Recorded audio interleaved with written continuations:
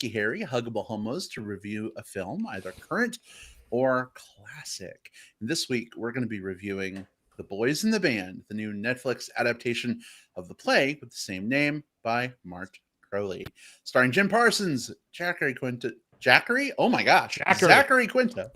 And a whole lot more. That's what his friends call him. Zachary. Oh, God. I'll tweet him that. What's up, Zachary? His grinder Quinto? handle. Whoa. I mean, it might be. You never know. Let's go take a look. I'm definitely jonesing to get into this conversation. This is kind of our way on the Movie Bears podcast to help celebrate National Coming Out Day, which relative to when we recorded was just a couple days ago. But we're close enough that, like, damn it, we're still celebrating. We're making it National Coming Out Week, month, whatever. Totally jazzed to get into this. But before we do, let me introduce you to my co-host. You already kind of heard from a little bit. Jim Pugliavigo is with us as usual. Hey, sweetheart, how are you?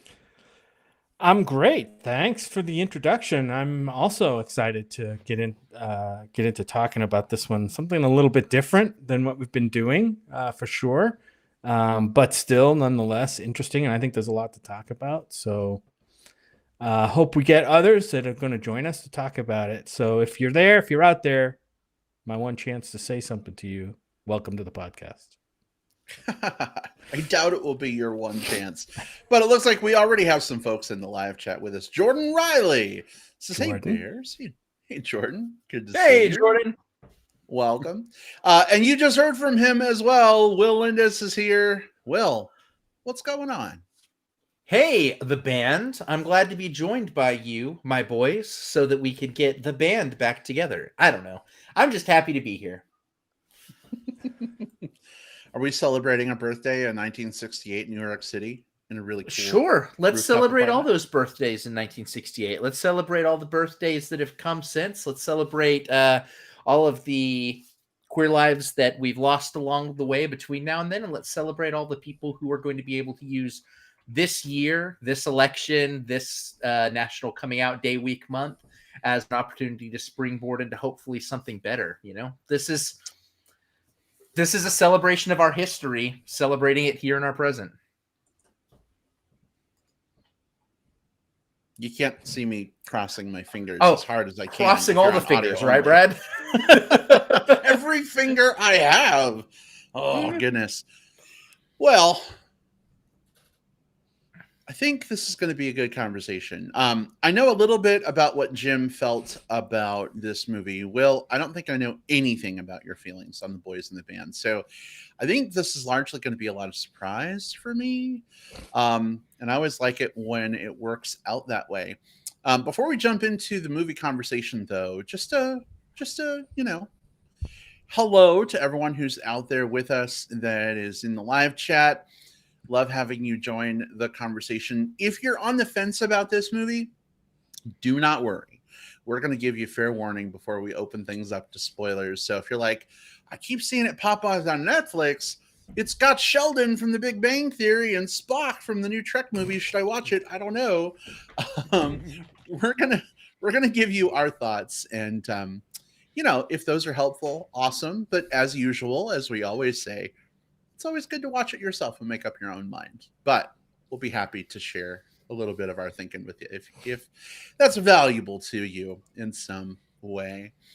Jim and Will, what do you guys think? Are you ready to jump into The Boys in the Band? I'm definitely ready, but I may have missed it, and I apologize.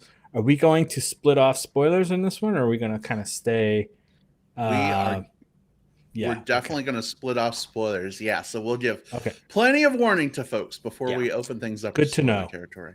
Yes. Yeah, for sure. Especially with this being a new release, like a brand new release that has only been available for streaming like a week and a half or whatever along this point, And even though the property's been around a long time, there has been a huge gap between when it was initially came to be a thing, and now when it's getting its resurgence. So that'll be a whole interesting point to talk about in itself, I think. So Actually, it's its second resurgence, as I learned when watching the Oh, documentary is it? about this film. It Oh, is. great. You can fill me in. It's rare I get to do that because you usually have light years more movie and other knowledge than I do. But I'm glad I could contribute something. Damn it! Fill me in, fill Anyway, me up, whatever. whoa! Oh, Me. okay. All right. Don't- It's that kind of don't- show.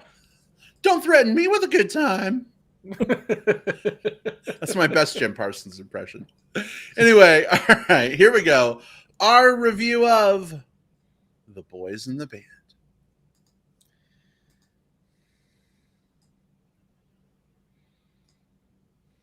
All right, so Will, if you don't mind, give us a little bit of background on this film. What's it about? Why should people maybe see it? Maybe why, in your opinion, should they not? How did you feel about it? Yeah. Okay. So hop in the cab, guys, because the setup on this one requires just a little bit more of a journey than I guess our normal. Like, here's how the movie was made, and here's what I feel about it. Just because there's a bit of history to this one. So, okay. So back in 1968, you have Mart Crowley. He creates this play about this group of gay men who are all gathering together for a birthday party in New York City.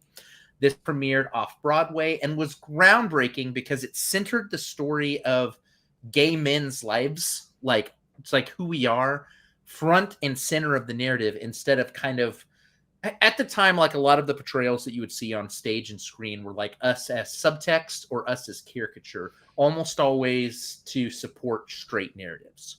So we've got this play that comes out and it makes a splash, even though it's not 100% like mainstream, it's still very, very important, especially at the time. Then you have 1970, William Friedkin makes a film adaptation of that same play. And the play and that film become very seminal works in the gay revolution. There are a few revivals in between, Brad. I'll leave those for you. But most important, I think, for this discussion is in 2018, there was a revival play that appeared on Broadway that starred this full cast of openly gay actors.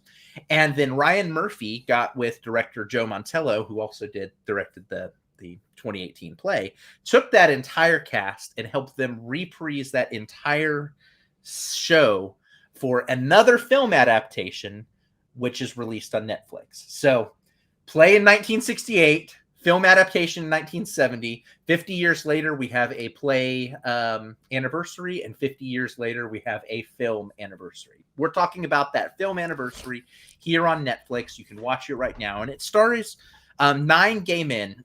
Their lives all intersect at this fateful birthday party where there's a surprise party game, there's alcohol, and there's a lot of pent-up secrets that all come to a head in a very dramatic but very sincere and very real way.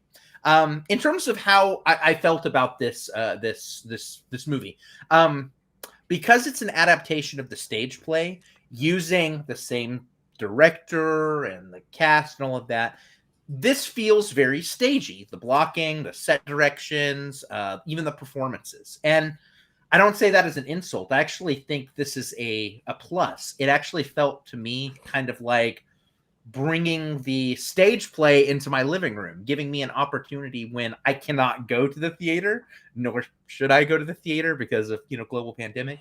It allows me to have that theatrical experience. And I love that quite a bit. In terms of the cast, so Jim Parsons is in it's hard to say lead role because this is very much an ensemble, but he is definitely the center point character that we start on. And he was the reason, I'll be honest, going into it, I was most tentative. I don't really like Jim Parsons as an actor and haven't really been impressed by anything that he's done. And I would say he exceeded expectations for me here. I think that he definitely, and I think it's because he brought that kind of like stage presence to the film production. And I think his talents work a lot more kind of in that role. There was a moment sort of halfway through the movie where I stopped seeing like Sheldon on screen, which is good. That's what you want to see. You want to see someone disappear into the role. there are other actors in this. You mentioned Matt Bomer and Zachary Quinto. Everyone of those is good. But the people that really stood out for me were Andrew Reynolds. He plays the polyamorous Larry, and Robin De Jesus, who played the very energetic, over-the-top Emery. Those were the two actors that I think really stole the show for me. I like this. I wish that the William Friedkin version was also available for streaming. It feels a little unfortunate that like the only version that really exists out on streaming right now is just this version, not because of the quality of it. I think it's very good, and I think people should watch it.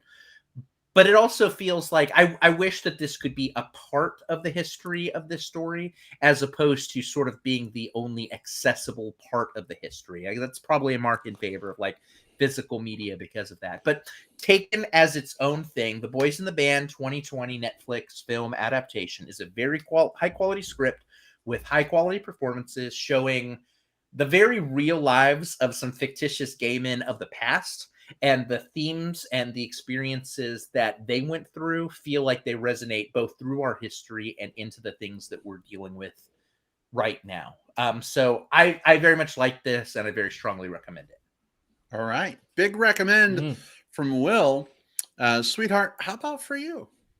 Yeah. Well, I'm going to echo pretty much a lot of what you said. I had never seen the original. I heard about it. Never seen the original, never had seen the stage play, of course. So I was excited to see this. And there were several times that I went out and looked for streaming versions or rentable versions of the original, the Friedkin movie from 1970. And it's just not out there. I think you can buy it maybe on DVD or wherever, which I may actually go out and do. I actually went back after watching this one, and I went onto YouTube, and you can find some clips from the original movie. And that kind of gave me a sense of how similar it was to this production. And surprisingly enough, I would say from what I've seen, I'm guessing it's a 90 to 95% like redo that they've done here. Because, as you said, Will, the script is great. This is a fantastic script. I think most of the characters are really well drawn. And you learn more about these characters as this play goes on through their interactions and kind of these secrets that kind of boil to the surface when these men get together, these friends get together for this party. And I also think the production of this movie kind of hits the perfect balance between feeling like a movie, like a scripted movie, and a play. It didn't feel like they just put cameras on stage to record, a play like we've seen recently on some things, especially with musicals. That feels like one thing, and a movie feels like kind of a little something else, like kind of another side of the spectrum. This to me was a perfect balance of that, and I really appreciated it. Yeah, it's great to see some of the arcs that happen with these characters just in the space of this one night that these men get together for the party, and we'll talk about that too, how that's built in here. And it's gotten me to kind of go back and kind of look at the history of this production from the original stage play and movie. Like you said, Will, this is like a 50-year cycle that we're in, right? This thing happened back in 1968 and 1970 for the original stage play and movie, only to be repeated almost exactly the same way, with different directors and cast, with the 2018 Broadway revival and this movie that Ryan Murphy produced. But everything about this I really like. It can be a wrenching kind of a watch. It's got a great balance of like really fun. There's some real fun stuff in here, right? Especially toward the beginning and the first half. There's a lot of fun interactions, and that's how we get to know these characters. Some really comic stuff, and then the drama kind of kicks in, and it gets much, much more heavy and serious, and really, really pointed and just some really strong character work that's done in here. I loved it. Like I said, I'm probably going to go out and maybe we can find the 1970 version and watch that. I think that would be interesting. That'd be awesome. To do. But yeah, I echo pretty much everything Will said, in that I really did like this one a lot. All right, so 2 big and it's on Netflix. How can you miss? Like, come on, everybody's got almost everybody has access to Netflix. Go watch this. I mean, that's true. Either through your own Netflix account, or maybe someone's added you onto their Netflix account. Netflix is pretty ubiquitous right now, so easier maybe to check out than a DVD. For me, I actually watched this movie twice. The first time I watched it, I was having some like major back pain, so I was like laying on the living room floor, just like straightening my back out and going through that. And I mean, I appreciated the movie for what it was, but I don't think I got the full impact of it because of that. So I went back and I watched it again yesterday, and I'm so glad that I did. Not that I like missed a ton, like in terms of plot things that happen, but I missed a lot of the nuance that happens, like looks that Jim Parsons would give Matt Bomer, or Andrew Reynolds would give Tuck Watkins, like just these little character things that aren't spoken, right? The fucking daggers being glared back and forth between some of these characters would just like rip somebody to shreds. But if you're not paying attention in that moment, if you're looking at your phone, maybe you don't see that. So just to say something a little bit different from you guys, because I do agree with you, this is a fantastic movie, and I think everybody should see it. I would just say, please do yourself a favor and put your phone down in a way and give this film your full attention. Be present for it.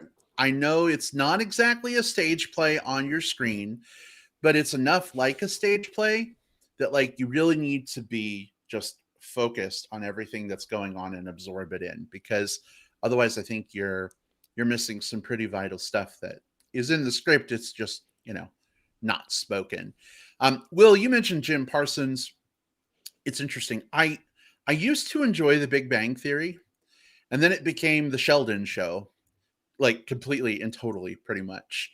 And I guess in later years, they kind of got away from that. They went more toward the ensemble thing, but like Sheldon was the most popular thing about the show. And I got super Jim Parsons out, like if that can be a term. It just happened. And I stopped watching Big Bang Theory. And we saw Jim Parsons show up in something else a couple years ago. I forget what it was. He was in The Normal Heart. That's what it was. Matt The Normal Bomer, Heart with actually. Yeah, right. And Adam Shapiro, who has been on the show before. Yes. Love Adam. Oh my gosh. I got to reach out and see what he's up to these days, with Broadway being down for the count at the moment. But even in The Normal Heart, like, I mean, I guess he was fine, but there wasn't enough there for me to be like, oh, wow, Jim Parsons, you really got it. So going into this film, it was kind of the same thing for me. I'm just like, okay, gay Sheldon, like, let's see what happens. He ended up being my favorite character in the whole thing. And he ended up being the character I relate to the most, because I have a really, like, I'm just going to say it. I have a really bitchy, judgy inner, inner person Michael inside me sometimes. I know, right? Who knew? No. Well, it's interesting. Like, people think I'm this very warm, easygoing guy, and a lot of times that's true. But you guys have seen me in my not so warm, easygoing moments. And I guess that's the mark of good friends, is they see you when you're not at your best. So I love you both. Yeah. But I don't know, watching the Michael character on screen, I recognized a lot of things about myself that made me feel really uncomfortable. But in that uncomfortableness was just some brilliance for me. So I can't wait to get into spoilers and talk about this. I also want to call out Michael Benjamin Washington, who played the Bernard character. Oh yes. My gosh. It's hard to talk about with getting into spoilers. He didn't have as much maybe to do as some of the other characters, but like, if you watch that guy in the background, or you watch just like the subtle way that he like moves and turns, and I mean, he communicates so much with just his body and a look. Like, I feel like he could teach a master class in emoting without saying a word. And I haven't done my homework. I don't know if he has a big stage background, or if he's been in a lot of films. I'm just not sure. I probably should have looked that up. But super impressive to me. And gosh, I mean, each of these characters kind of has a heartbreaking element to them. But his story and what happens with him also hit me pretty hard too. So just big shout out to the whole cast. I did not realize this till I was just doing some research a second ago. And by research, I mean I was looking at pictures of Tuck Watkins, who plays Hank shirtless. I found out that As one does. I found out that he and Andrew Rannells, who plays Larry, his partner in the film, are partners in real life. And they have a surrogate daughter together. They've been together since 2012. So that adds like a whole nother layer. And I want to go watch this movie all over again just for them now that I know that. Because we'll talk about their relationship quite a bit. My gosh. Boy, are we going to talk about the relationship. So this is a phenomenal project. Go ahead. Oh, no. Go ahead, Will, because I was about to say. I was going to say, Brad, your project should be to watch it a total of 9 times, each time focusing on a different character, so that you can thesis. Yeah, that's your thesis paper. Don't tempt me.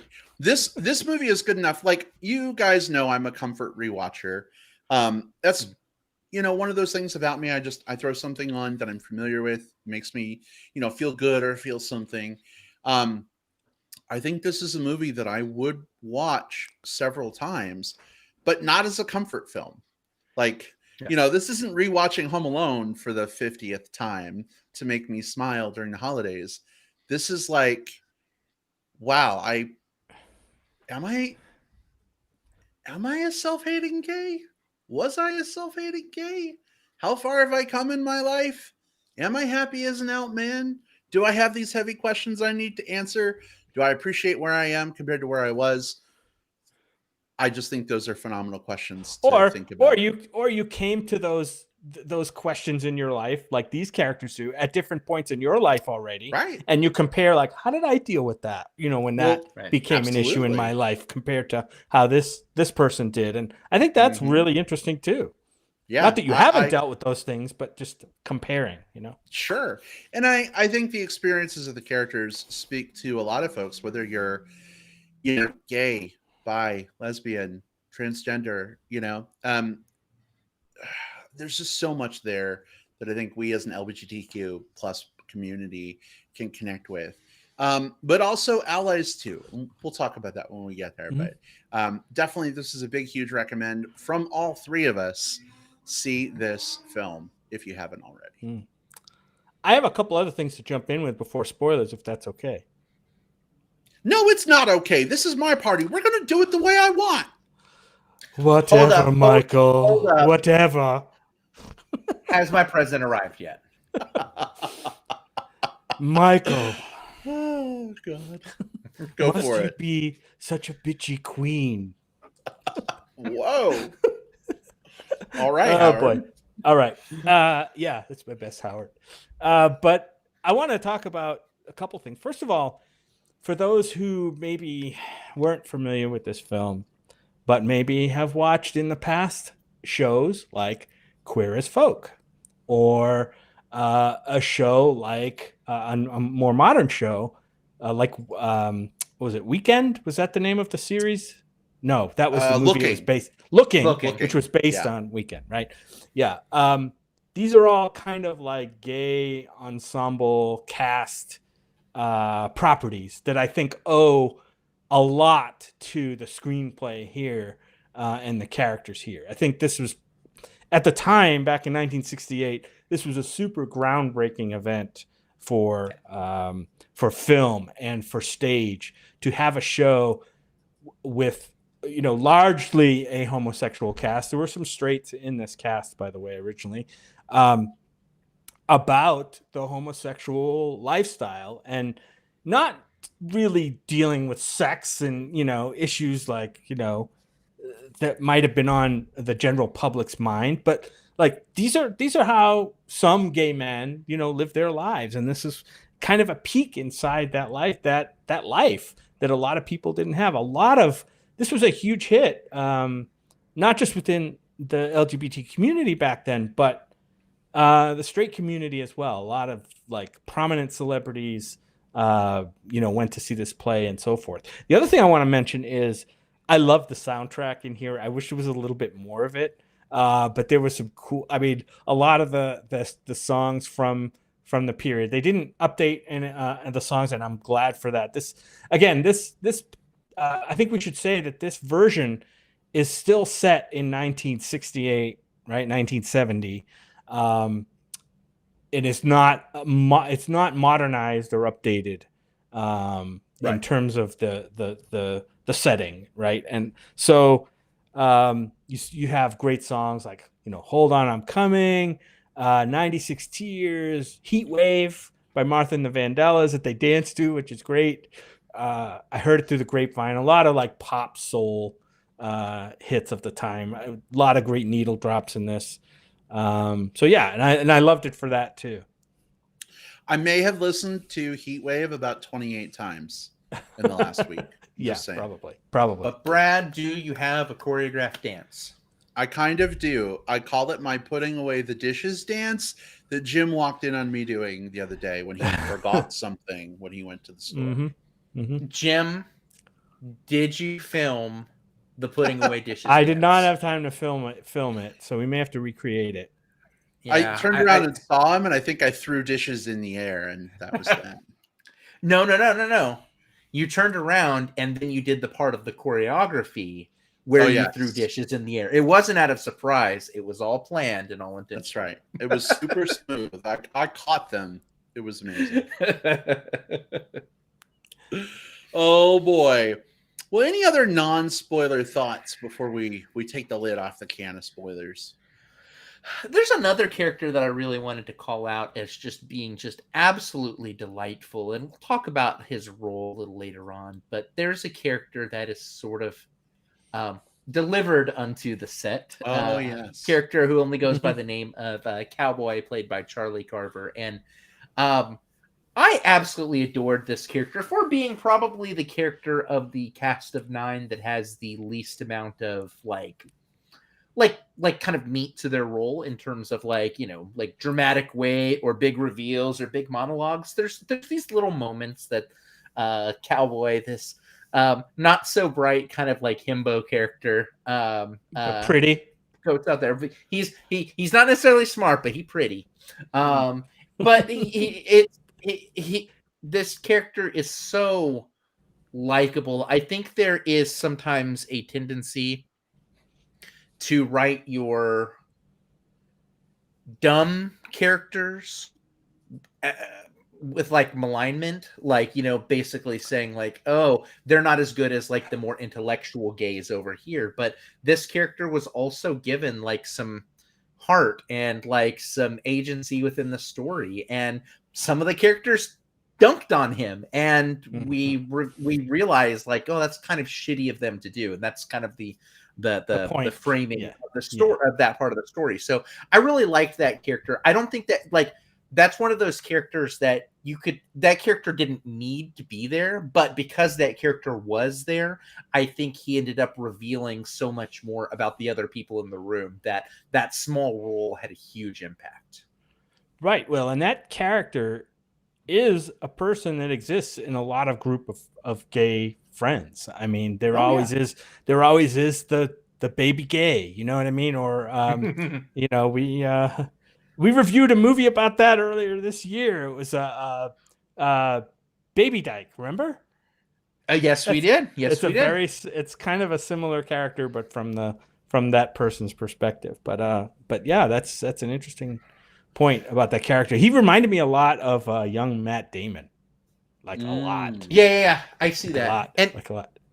And Jim, you definitely made the point about like like how this character really relates to, and all the characters do, to the different social groups that we have and the way that we interact with those social groups. I remember going to dinner with some friends that were my age or older, and there was a baby gay in the group, like 20 years old, 21, like really young. And I remember the conversation came up at the table about movies. We're talking about movies, and Back to the Future came up. And wait, you were with a group of friends that was talking about movies, Will? What the well, I know, right? But the movie Back to the Future came up, and the kid, he's an adult, 21 or whatever, but said something effective like, "Oh, what's that? What's Back to the Future?" Had never seen it nor heard it, and of course, your first instinct is to absolutely clutch every single one of your pearls.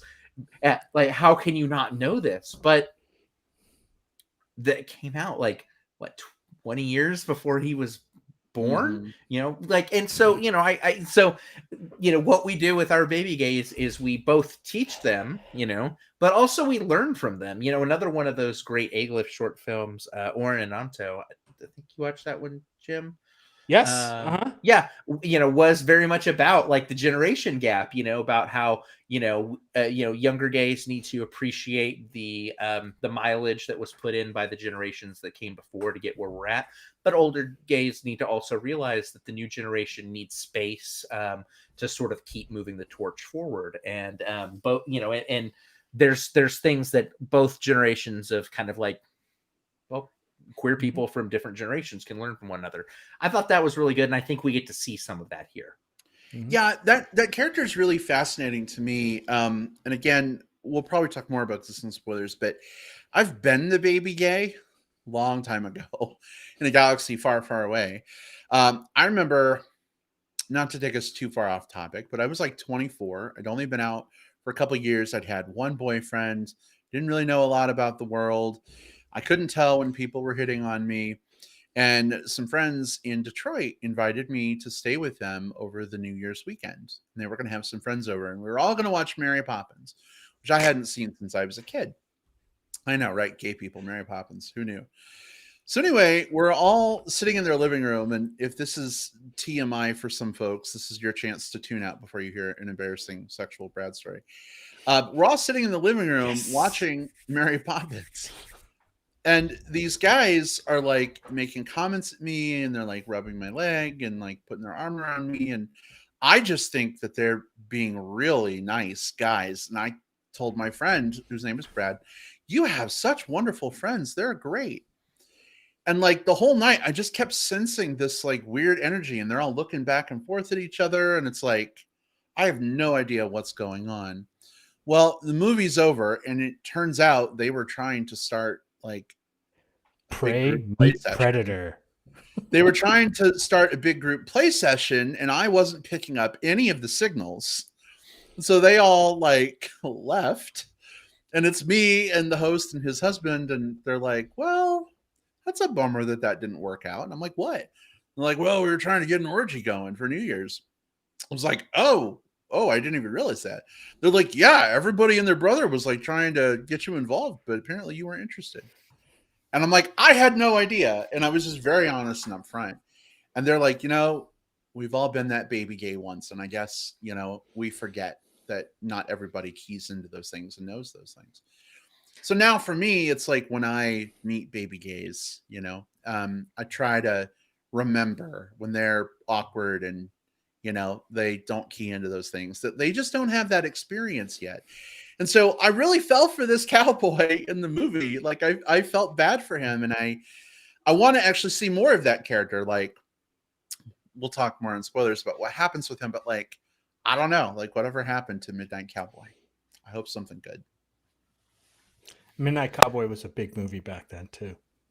Was it? I've never heard of that. No, I'm just I just wanted to mention that because I'm sure we have tons of listeners now. I mean, this is that generational gap thing going again, right? Like, how many people watching this movie now would even know about Midnight Cowboy unless you're a movie buff, I mean, you may not know about it. So Brad, before you were saying they were trying to cock ring in the new year. They were trying to make 2004 go out with a bang. Mm-hmm. That one wasn't as good. They were trying to make 2004 go out with a gangbang. That's much better. Right. Jeff Tyndale is here. He says, "Hey guys, hey Jeff, Jeff. good to see you. Welcome, Hey, Jeff. welcome, welcome." All right, well, fellas, what do we think? Is it spoiler time? Yeah, I think we've given this one a non-spoiler workover already. You know what? I just heard someone ring the doorbell. Let's go answer it and segue into Act 2. Oh my god, that old style doorbell! I loved it so much. Okay. Anyway, so good. I want that as a ringtone. It'd be amazing. All right. So, as Will alluded, we're going to go ahead and jump into spoilers. If you've not yet seen The Boys in the Band on Netflix, A, what the hell are you waiting for? And B, you know, it's up to you whether you want to stick around for spoilers if you haven't seen it.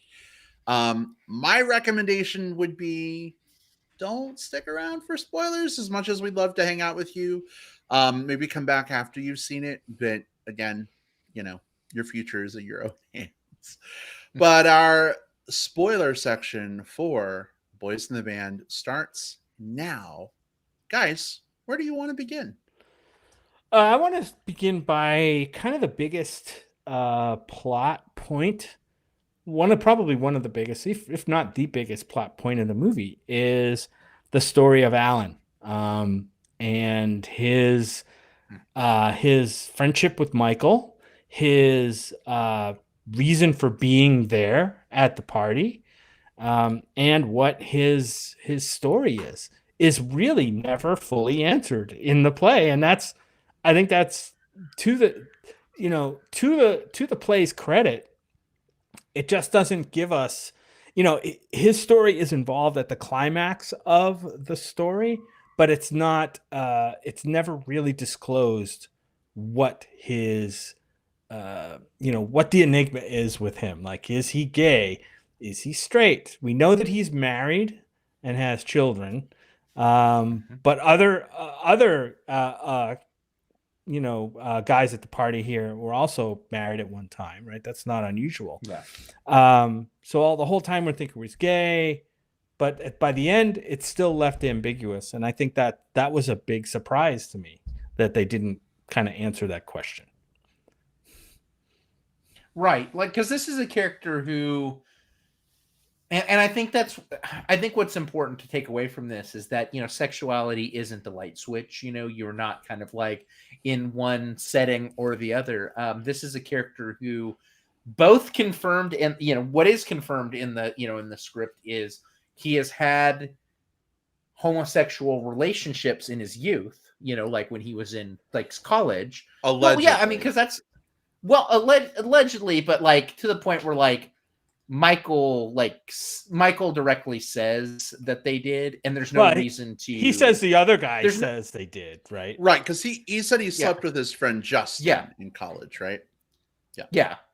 I think that it's this is a character who I think the script wants us to say like he's done some things in the past, but that's not necessarily kind of who he defines himself as, and there's some confliction, there's some conflict there. And what's interesting is that the other characters, and I think because as a result, the audience, we are waiting for it to be a full uncloseting situation, when in reality this is a character who by the end of this story is still in whatever space he occupied at the beginning of this, and likely the conflict that he's experiencing kind of with who he is, like, and who he wants to be, and kind of how this impacts the relationships may not be resolved the next day or the next year, or maybe not even in his lifetime. And I think that was pretty important to me, because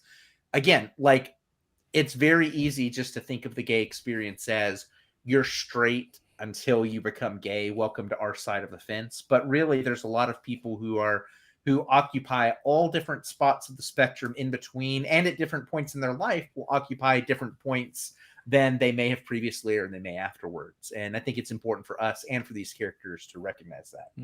Yeah, and I felt like this character was kind of fascinating, A, to try and figure out, but B, in terms of like maybe an allegory for the journey that a lot of folks go through.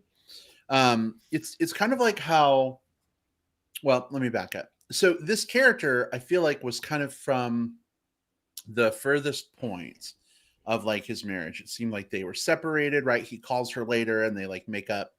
But it seems like they had separated, and maybe that's why he wanted to come and talk to Michael.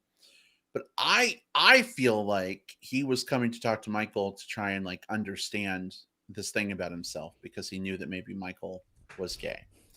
And to think about this in terms of like a moon orbiting a planet, like not all moons like orbit exactly in a circle. Sometimes it's elliptical, and they reach, is it apogee or perigee, like their farthest point from the body that they orbit. Apogee is the furthest. Apogee. And if something were to exert enough like gravity on them at that point to pull them out of their orbit, then they would break free, right, from that planet that they're with and maybe go to a different planet. So I feel like the Alan character was at his apogee, and he was coming to meet with Michael in maybe the hopes that like he would be pulled out of that.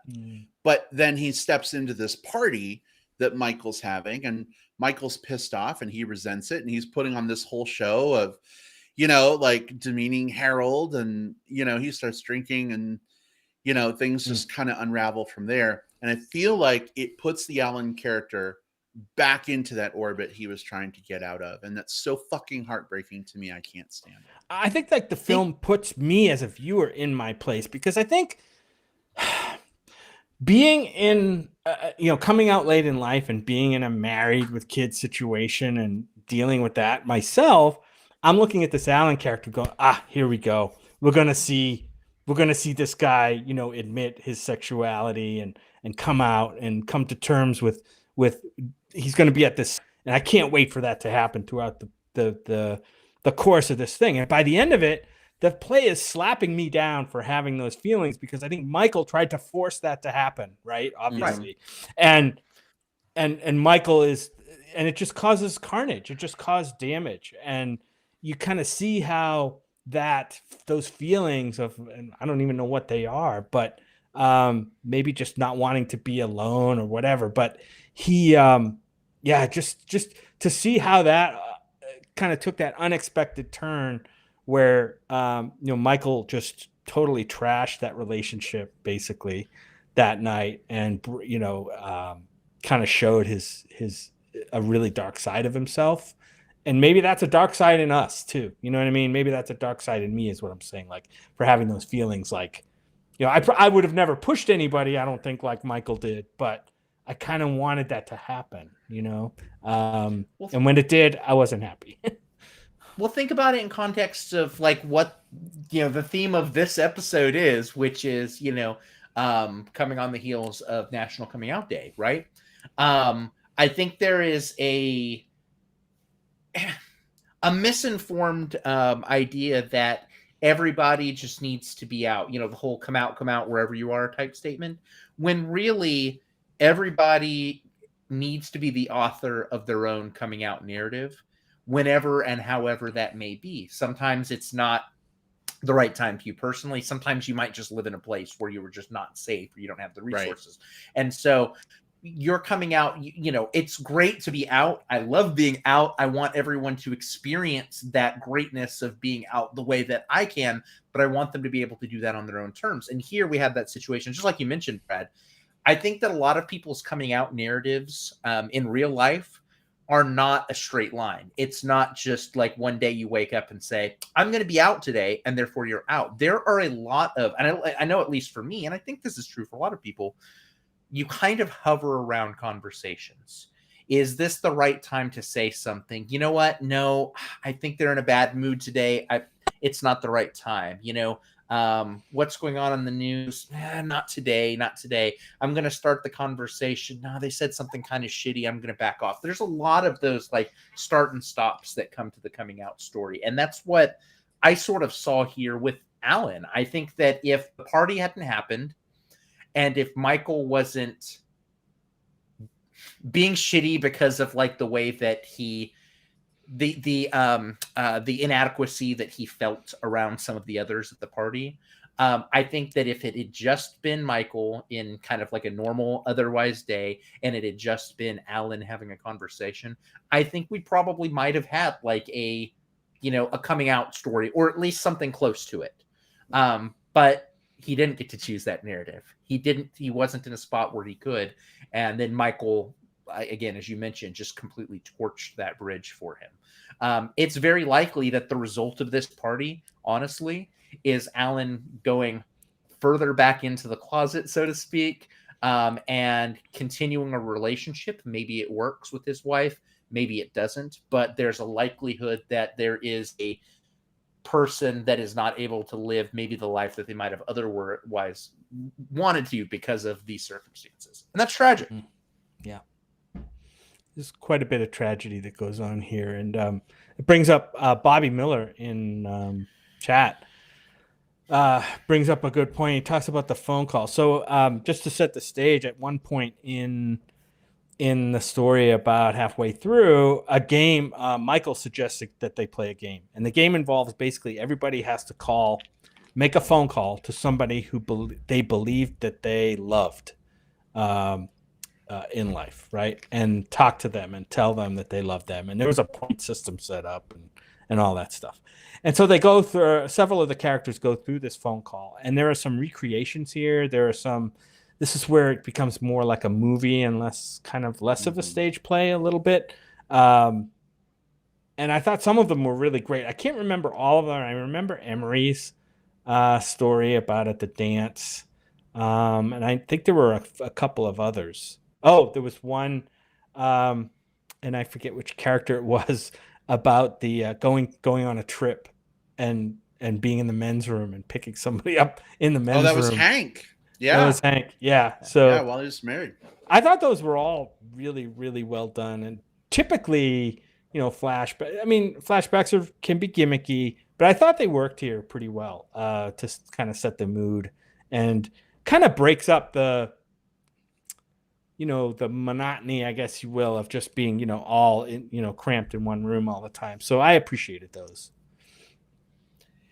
Yeah, I think that's the real meat of this movie, because everything before the phone calls, almost everything before the phone calls is sort of like the setup. Like it's all like all of these different cars are on the highway getting ready to head towards these either some off ramps or a head-on collision with something else. But that's where they're going.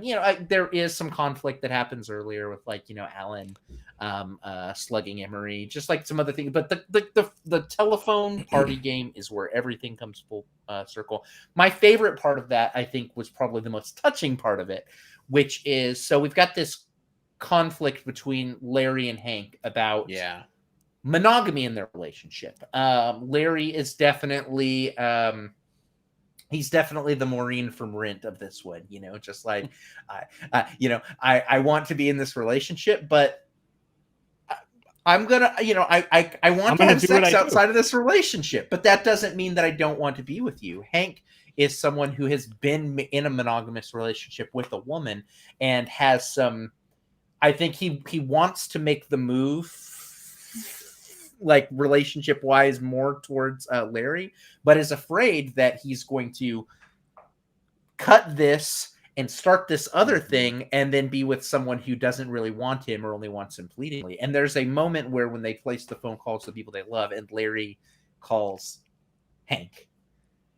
Right. And that's just absolutely so sweet. And I think that scene needed it, because so many of the other characters had such brutal, soul scraping phone calls. Bernard was pining for that kid that he knew when he was younger. Oh, that was a great one too. That was really great.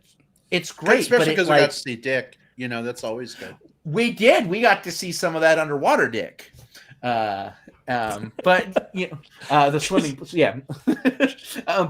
But just like in The Shape of Water, yeah.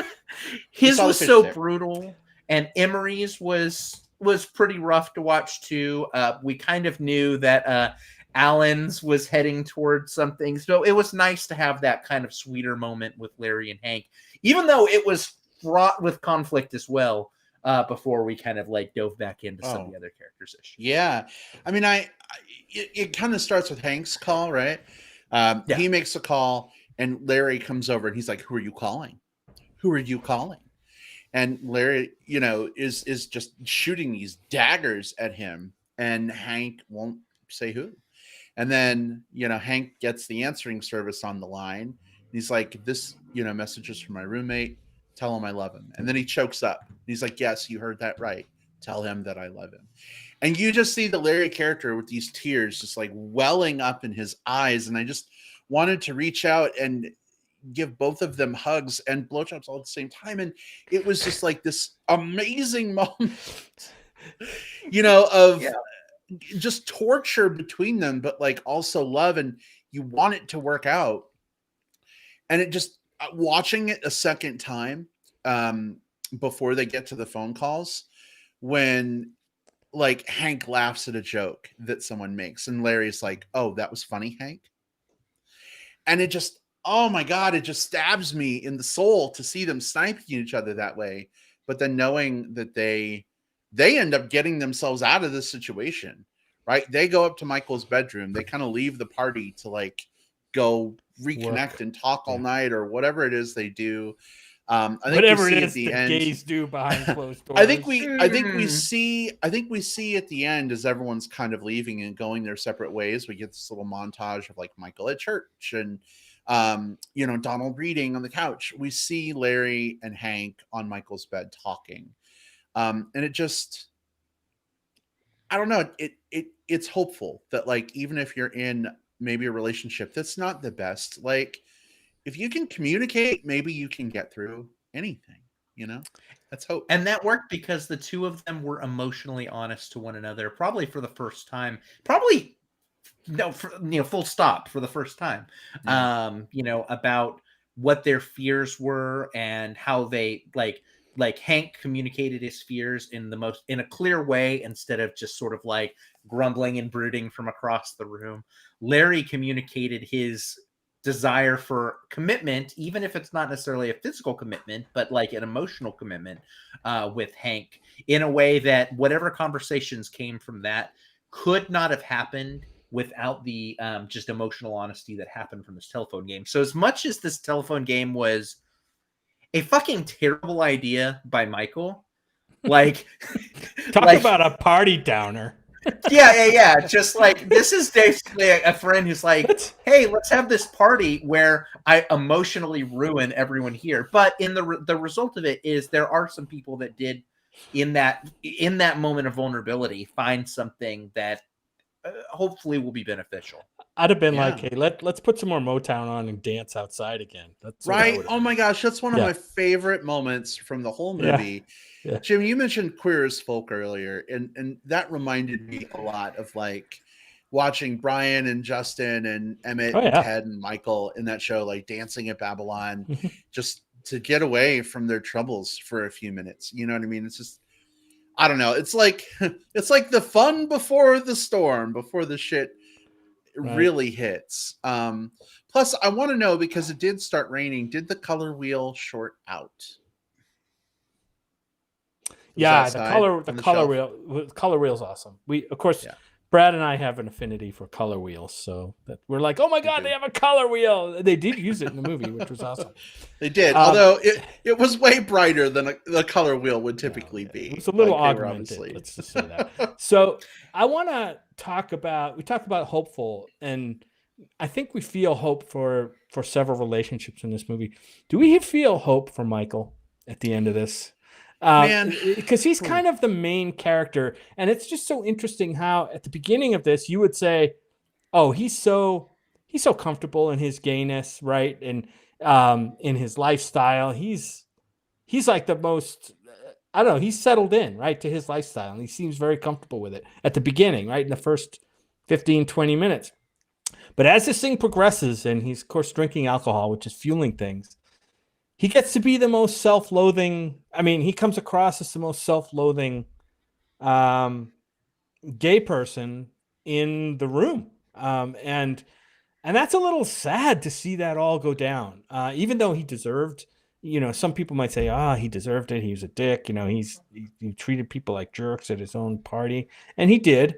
But it was still sad to see that go down. And I'm not sure how, we're not shown really what happens with Michael afterwards, how he deals with that. Does he just kind of go back, reset, and kind of do the same thing every time these guys get together? Or I think the movie shows that he's taking steps to try and get out of that pattern. He's talking to Donald earlier, and Donald is like, you're not fooling anybody. There's only, seltzer water in that cup. Like, you stop drinking. What's going on? And the Michael character's like, well, I've been seeing this shrink or whatever. And, it's mostly because of him, but like, I stopped. Now, granted, Michael fell back into the drinking and the smoking, during the course of this tumultuous party.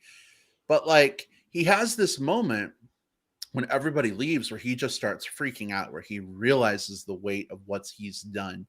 And when I say like, oh my God, like Jim Parsons is an actor for me now, like I felt that panic attack with him. Like the weight of everything was just hitting me. And his escape, A, is taking a Valium. Thanks, Donald. Appreciate that. Better living through chemistry, I guess. But B, he decides to go to the midnight mass that all the show people go to, right? Like he's reaching for religion as a way of maybe trying to better himself. And, say what you want about religion, whether you believe in spirituality or not, like there is something affirming and maybe positive about that. So whether he's trying to stop drinking, whether he's trying to find God, whether he's trying to find himself, it seems like he's trying. So I do have hope for him. I just think he and Harold are not the best people. Harold's to got be his number around though. each other. Oh my God, does Harold have his number? It's interesting for Michael where he ends up, because I think that the closest thing I could almost think about with this party is almost like he inadvertently threw himself an intervention. And I don't mean an intervention like, for drugs, but just for his head, like his mind, his headspace, his attitude, just the things he was thinking about. Because this is a character who, in the course of when we zoom in on him, he's puts on the airs of being happy while being kind of like having some deep-seated like resentment and unhappiness that he hasn't dealt with. He has cut alcohol out of his life, and he has cut his religion out of his life. That's where we start. They have lines early where he talks about, like his absence from church. And here through the course of this, he starts drinking, he spirals, he says things he doesn't mean, he pushes people away. A lot of the things that kind of happen during like an intervention or of some sort, like the lashing out and spiraling and the thrashing against the walls. But he does take a step at the end. Like you mentioned, he goes to that midnight mass. He's trying something out again. It may be that religion is going to be the thing that's helpful for him. It may not be. It may just be part of the cycle. Yeah. Yeah, but I think for me, the thing that is hopeful about his recovery is that he is trying something here. He realizes that something is wrong, and he's trying to do something to fix it. So even if it's not this, even if it's something else, I do feel that Michael at least has his eyes opened enough to be receptive to whatever that something else is. Oh, yeah. And Jim, you mentioned that the Harold character, has Michael's number. Oh, yeah. I found that fascinating how they kind of have each other's number, right? It's almost like Michael has Harold has lived this before with Michael. Like, almost like he's been at this party several times before, and he's just and at the end when Harold leaves, Harold stops and he turns back and he's like, I'll talk to you tomorrow. And Michael's like, yes, So it's like, this is clearly their dynamic, but like Michael calls Harold out for spending hours in front of the mirror, like trying to get up the courage to leave the house. Right. Because Harold feels like he has this like bad skin and, that he has to, dope up in order to go out. And Harold needles Michael for like spending all this money, getting heavy into debt to have all these nice things to distract himself from like how much he hates himself. Right. Mm-hmm. And not that I hate myself, but that kind of resonated with me for a second, because it's like, especially during quarantine right now. Like, I'll be honest, I'm struggling with some feelings, and I'm like buying VR headsets and computers and TV show seasons and all these things to like distract myself, probably unhealthily, from like what I'm feeling and what I should be dealing with. And that Michael character kind of, I don't know, woke me up a little bit. Like, hey, I need to maybe not do that as much. I don't know, not to get too deep, but I valued that, that Harold character was a good enough friend to Michael to call that out, even if it seemed really shitty. It's important of like the I think it's the purposefulness of it. Like, I think that you can buy things as you can buy a lot of things, because if you're using them as, hey, I can't do as much going out right now, so these are kind of used to fill time, but not to use them as a crutch to kind of hide your feelings. And so it's not even the, and again, I think the same with Michael, and when he drinks or when he goes to church, I don't think it's the behaviors that are important as it is the way that one relates to those behaviors. And so if you're buying things to sort of like, if I go online, how many things do I have to click to fill the empty void within me? The answer is, you can't. Like, that's just not the way it works. And so I think that's very, very true, Brad. I think there's a lot of us are dealing with sort of like that, having to deal with some uncomfortable parts of ourselves right now, because we're having to spend more time with ourselves, and it's great, but also we're having to face some things that maybe we haven't faced before. Yeah. In the end, for me, I don't think the themes and the emotional themes that come across with these characters feel dated at all. Like, these are pretty much all the same feelings and stuff that we as humans and as gay humans deal with today. We may talk about them a little bit differently, but they're all still there, and I find that pretty fascinating after 50 years. That, yes, I think as an LGBT community we've come so far, but humanity is humanity, right? And emotions are emotions, and they're still there. So I think that speaks to what a work that this was when it was put out 50 years ago, and how kind of naked it was, like to just spill this stuff out in such a bare way. So I'm in awe of this. Yeah. Well, yeah, I think about like our friend group, babe, or friend groups, right? Like, we have a Larry in our lives, not literally by name, but like, we have a Hank, we have a Donald, we have a Michael, we even have a Harold and an Emery, and an Emery. Like, I see so much of the people that I love and appreciate in my life, but like also the same people who can be uncomfortable mirrors sometimes, which is probably a good thing. But it's fascinating to me how, it may be 50 years later, 60 years later, whatever. But I think as people, and going back to National Coming Out Day, like, I think we're still struggling to accept ourselves, even if you've been out for 25 years. Like, someone mentioned on Facebook something the other day that really resonated with me. They said they come out every day. And I was thinking, like, well, how is that possible? Like, I came out like, 20 years ago. But then I started thinking about it, and it's like, whenever I start training a new, class at work, I mention the fact that I have a husband. I don't even think about it now. Like, it's not a purposeful thing I'm doing. It just comes up in conversation. But like, to somebody else, that could seem like I'm coming out, right? And I had someone in my class today come up to me and tell me that they appreciated the fact that I brought up that I had a husband, because it made them feel comfortable talking about their husband at home. Yeah. And that really touched me. Something I didn't even really think about. It was just as natural to me as breathing, mentioning you, babe, like, helped somebody. That's awesome. I'm glad I could help. We've come far, but I don't think we've come far enough. you know? We haven't, and we have to do that calculus as gay men, as queer people. We have to do that math every time we have an interaction with someone.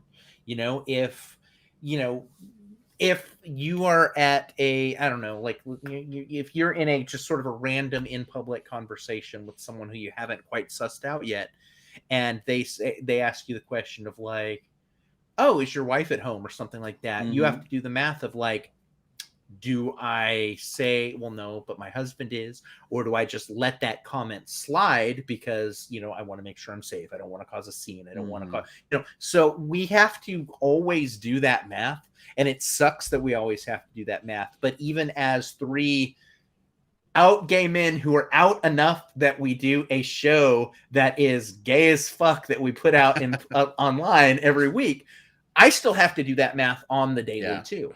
And I have to decide if I'm going to come out to that stranger or if I'm just going to stay in the closet on that interaction. And sometimes I do that. Sometimes it's just, it's not worth it. It's not, and it sucks to feel that way, but it sucks to even have to think about it. The reality. Yeah. Absolutely. I know someone who is married to a man. At work, they take their wedding ring off and put it in their pocket. Because if work people saw he was wearing a wedding ring, they would ask all kinds of questions about his wife. It's easier for him just to let them think he's single and it not come up in conversation. I feel very lucky to work for a super progressive company where like I can be who I am without having to think about it a lot. But like even at film festivals, Will, like when we come to visit you in Austin for South by or Fantastic Fest, like that mental math starts to come into play. I mentioned having a husband to somebody at South by a couple of years ago, and they like immediately stopped talking to me and like moved off and started talking to other friends, and they were all looking at me. And I'm like, I'm in this city that I don't know, surrounded by thousands of people I don't know. Like, am I safe? And I'm like, let me go find Jim and Will and just cuddle up with them for a little while. But to be fair, I think the film communities that we generally hang around at events like that, and this may be a generalization that I've taken too far, but I think they're more progressive in their thinking when it comes to that. I will say that. I know that that's not true for every single person in that community, but in general, I think the community is more progressive in their thinking and acceptance. But sort of like to kind of validate Brad's experience on this, this is a remarkably progressive liberal city at a remarkably progressive and liberal event within all of that. Like, this isn't just like a random part of this progressive city. It's at a film festival where people tend to be more progressive leaning.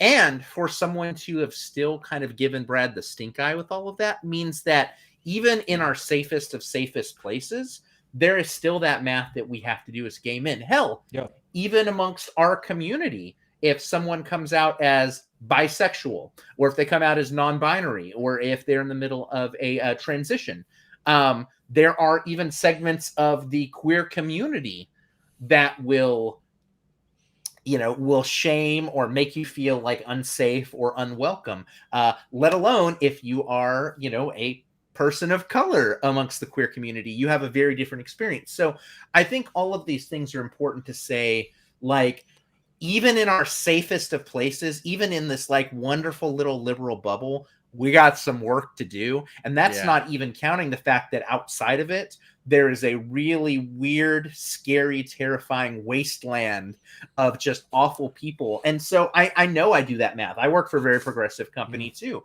but I go to work conventions. And I have sales conversations on a convention room floor with people who are from all over the country, from and I have to do that wasteland places. Well, and it's not even a matter of like I don't fear that, like, one, I'm a big boy and I can handle myself, and two, I'm in the middle of a convention floor surrounded by 10,000 people, right? So I'm not afraid of like violence or anything like that. But there is the mental math that I have to do of if I'm in the middle of like a conversation and some good old boy I'm talking to is talking about his wife and asks about mine. If I like correct him there, am I going to lose a sale? Like, is this going to cost my company money if I have that conversation. And so that it's, when you mentioned, Brad, I know that all comes back to sort of that we come out every day statement, but that it's a very, very true statement. And I don't know when, probably not in my lifetime, like, I'll ever have to stop doing that math. I just like the fact that most of the time nowadays at this point in my life, the equation comes up, the equation comes up gay, I guess. Well, I think it, just to bring this back around to the boys in the band, I think it speaks to the fact that, this Michael character surrounds himself with Larrys, Harolds, Hanks, Donalds, Bernards, Emerys, right? Like they have sort of created this safe space together, and they kind of flock in and out of it sometimes, but obviously, they're a group. And I think we've done the same thing, right? Whether it's our film friends, whether it's our LBGT friends, whether that's family, whatever that is, we create those spaces and we create those bubbles. And it's really easy when you're constantly in that bubble to forget that, like, it is a scary fucking place outside, but maybe we can think about how to expand that bubble, right? And make the external world a little bit less scary for someone else. And I love that this movie makes us think about that. So the more people I think who can see the boys in the band, the better off we'll be as a society. Yeah, I totally agree with that. Definitely, I would look forward to having a conversation with anybody outside of this podcast who's seen the movie and would like to talk about it more. Yeah, we've already been going for an hour and a half. Yeah, I think more so than a lot of the movies. Like if we watch Transformers 8 and of course we'd love to hear from the audience, like, I thought those explosions were cool.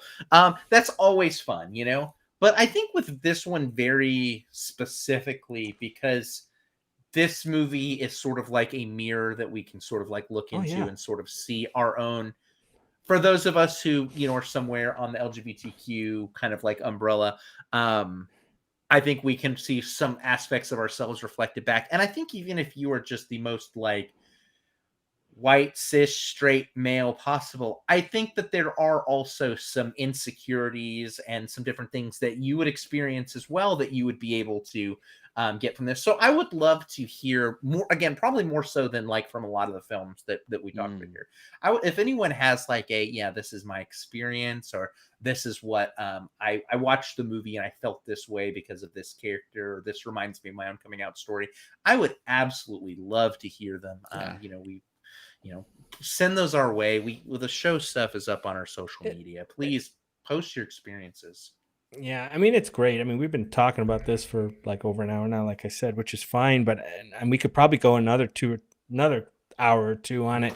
I mean, this is such a thematically rich film and work of art that we don't get to see that often, that has this many themes and character motivations and stuff like running throughout it. And the juggling act works great. It doesn't feel like a giant mismatch of like, jerking from one thing to another, even though on the surface it might be, but it all kind of ties together really well. And it's just another reason to appreciate it. Great. So much so. Well, fellas, we've been at this for a little while, and I know we have some plugs that we want to share. So how about we revisit our boys in the band maybe at a later date, maybe after we've seen the first film. Maybe we can circle back around and chat a little bit more. After Friday the 13th, 4, 5, and 2. Nightmare on Elm Street. Nightmare on Elm Street. You're right. Oh, don't get him started, Will. He hated 4. He hated it. He hated 4. You know what? The Dream Master. I said that it was going to be a drop off in quality, right? I can't wait for 5. I still love 4, but I get it. I get it. Yeah. That party's over. It's plug time. The beach scene, man. Let's get some. Oh my God, we need to talk about that for an hour now. Let's go to Jim. Jim, of course, this is the part of the show where we put things on people's radar we think are awesome, they should check out. What have you got this week? I'll be quick. But guess what? It's another documentary, and it is a environmental nature documentary. This one is on Netflix right now. It's called David Attenborough: A Life on Our Planet. We all know David Attenborough. He's a naturalist, a conservationist, TV personality. Has always been a champion for environmental causes. And what this film is it was produced this year. The guy's been doing this since like before I was born. So he's been around for a while doing his environmental thing and making people aware of life on the planet that most of us would never see.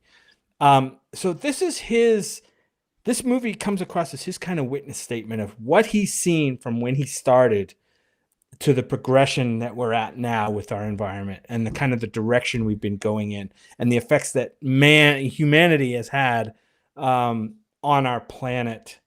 And it's very sobering.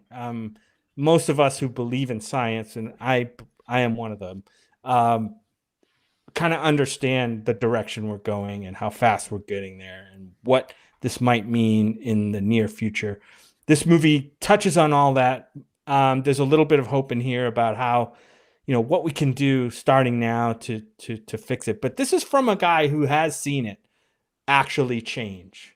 So he is a witness, and this movie is a witness statement. I recommend watching it for anybody who's into documentaries, nature documentaries, or who actually cares about our environment on Earth. So it's called David Attenborough: A Life on Our Planet on Netflix. All right. He has the most amazing voice ever, right up there with Morgan Freeman for me.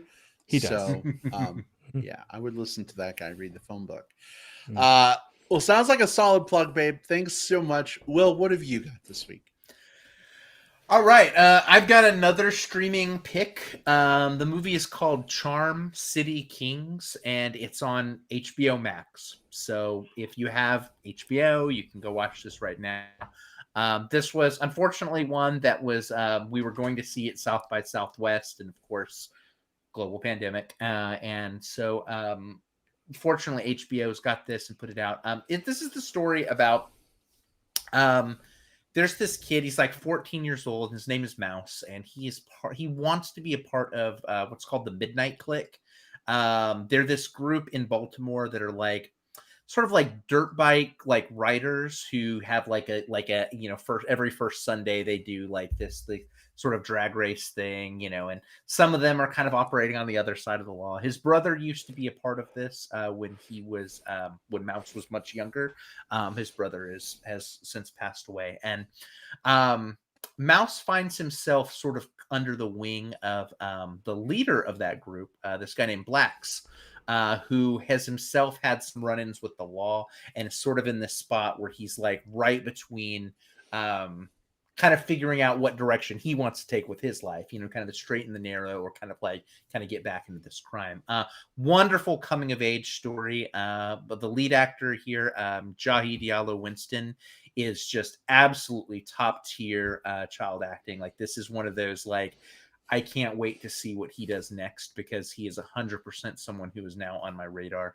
The mentor in this is actually Meek Mill, who is like he's a rapper, he's a musician. Like, you knew him from music for years before this, and this is a absolutely killer performance. He carries so much emotional weight. This is a lot of fun. This is very heavy in places, incredibly well acted, incredibly well shot. It's called Charm City Kings. It's on HBO Max, and I cannot recommend it highly enough. Awesome, Will. Thanks for making my list one movie longer. There you go. All right. Hey, Mary Meadows is here. Hey, Mary. Hey, Mary. Good to see you. Hi. Hope you caught our discussion about The Boys in the Band on Netflix. If you didn't, I hope you watch it and get back and let us know if you liked it. Oh my gosh, I would die to know Mary's thoughts on The Boys in the Band. I'm just saying, Mary, I know, you got the kiddos and a lot going on, but if you haven't seen it yet, maybe give it a watch. Let us know what you think. Mm-hmm. For me this week, plugs, I'm actually going to plug a video game, but it is tangentially related to movies, I promise. This is a new Star Wars game from EA. I know Q groans EA. But this game is called Star Wars Squadrons. And if you have ever watched those Star Wars movies where like the TIE fighters are chasing after the X-Wings, shooting at each other, racing down the canyons of the Death Star, going up against Star Destroyers, and thought, holy fucking hell, would it be amazing to fly one of those ships and do those things? Well, you can do that. Star Wars Squadrons is available on various different consoles. It's on PC. You can play, as we say in the VR world, flat, right? 2D on a TV screen, which is really fun. I like it. But played in VR, it's probably like almost the singular best VR game I've ever played in my life, especially if you have like a thrust controller and throttle stick. I was flying around in a TIE fighter today, like just going after those rebel scum for half an hour, and it just brought me so much joy swooping around. I literally like wanted to just like let out a whoop, like as I blew this ship over while like twisting through the wreckage, of a rebel frigate. It gets my blood pumping. Like I check my watch, I can see my heart rate, and I can tell when I've been playing this game. It makes my stomach kind of swirl and soar. Like when I'm, going through these like crazy tense moments, I find myself like sitting on the edge of my chair. It's kind of crazy. So if you love Star Wars, if you like flight simulators, space combat, Star Wars Squadrons will make you feel like, you're Luke Skywalker taking on the Empire. So check it out. No groans here, Brad. So EA has a lot of offices here in Austin where I live, and I know several people that work for the company, including one of my besties. He's part of my D&D group, and he's the one person I've hung out with in person. Granted, it was like we were like masks and like 10 feet away at some food trucks eating at a park, but like it's the only person I've hung out with in person. And he's constantly telling me about just the the number of like things that the company does to sort of take care of the employees. He's straight, but like he tells me a lot about like they have they'll have like diversity panels. They'll make sure that like their pride organization has like an actual voice. That they sometimes will bring in like drag queens to do like drag queen lunch for like for the employees, and just sort of like make it a very inclusive atmosphere. So I know people have issues with games and like the stuff that happens on Reddit when you get upset about this microtransaction or whatever, but just when I hear like a friend saying like, hey, this company takes care of me and is like very sympathetic to a lot of the causes that are sympathetic to me, it makes me feel way better about them. So no groans here. Well, I'm thrilled to hear that they take such good care of him and the other employees. I think, working for another company that does the same, that can sometimes be rare. So that's fantastic. And Mary says we're getting, Parker VR for Christmas. Hopefully Parker's not listening. But yeah, Mary, Star Wars Squadrons, totally check it out. It's a lot of fun for sure. Well, I think that about wraps us up for this week. Jim, Will, in case anybody wants to chat with us between now and when we next record, let's tell them a little bit about where they can find us. Jim, let's start with you. I'm on the social medias on Twitter at my handle JJP Out West, at JJP Out West. Those are my initials, Out West. And also, I do appear on Facebook under my name, Jim Puliafico, which is right here. Spelled Puliafico.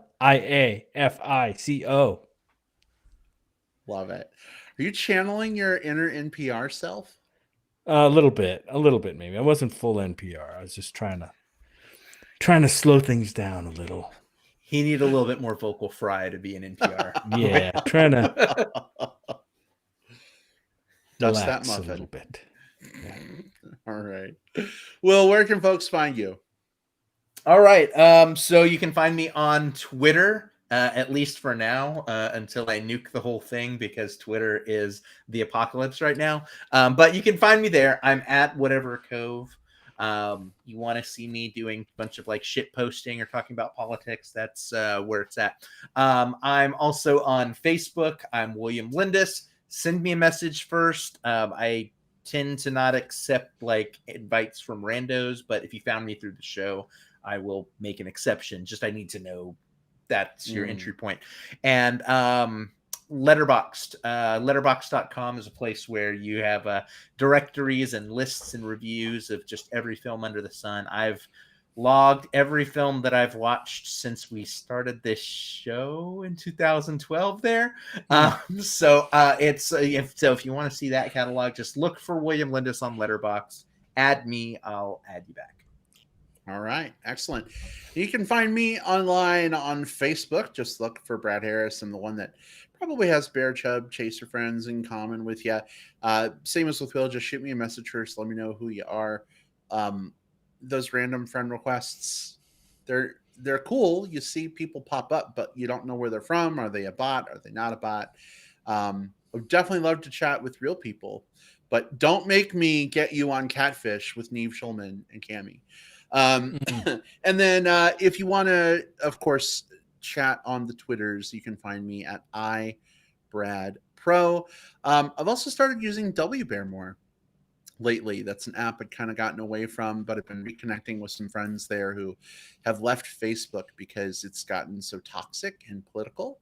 And so I'm like, oh yeah, WBear, that's totally a thing. So feel free to shoot me a message there. Oh my gosh, speaking of the boys in the band, Chris Lopez, one of the boys in our band, says, have a great night, boys. That was a great discussion. Chris, look at him out there lurking. Oh, yes. Man. Makes me so happy to know you were listening.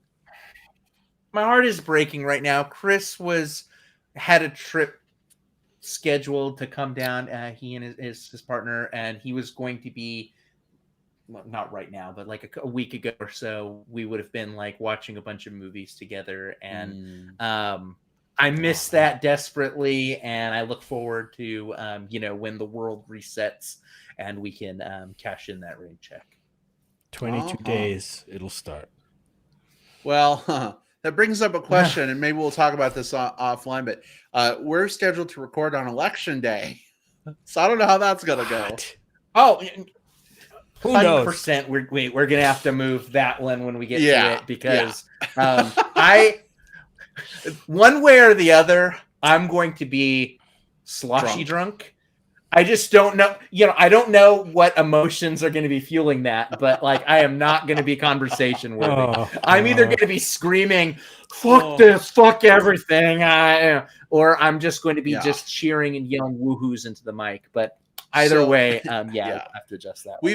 We've decided to rent a cabin that weekend after the election. It's our normal the day after the election Pride weekend, but since we can't do that this year, we're renting a cabin.